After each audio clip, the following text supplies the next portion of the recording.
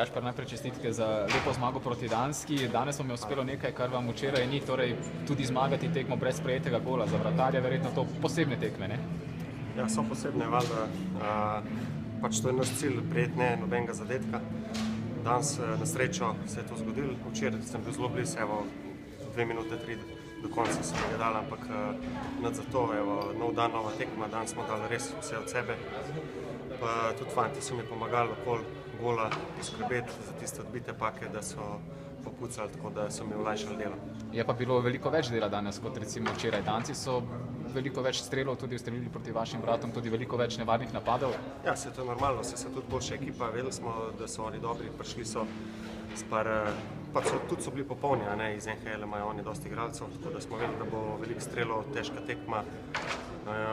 Po en stran pol tudi mi drugače vzamemo tako tekmo, kakor proti Poljski, a ne, malo bolj zares, tako da se približeni izenačiš, v bistvu lažje igrati take tekme.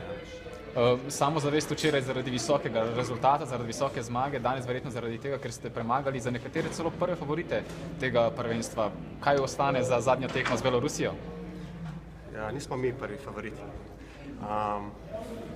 Ja, recimo, ne vem, kaj še ostane. Zdajle jutr je frej dan, ne, tako da se bomo probali čim bolj spočiti. Beloruse tudi poznamo, tudi smo jih že premagali.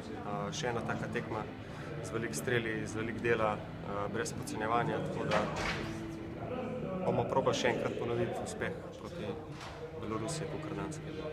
Turnir je kratek, tekme si hitro sledijo, vseeno jutri dan premora, kako ga hokejisti ponavadi najraje, recimo temu tako, izkoristite?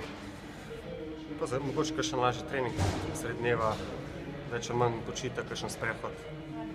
Čist običajen, prost dan kot ena nedelja. Hvala lepa, veliko sreče.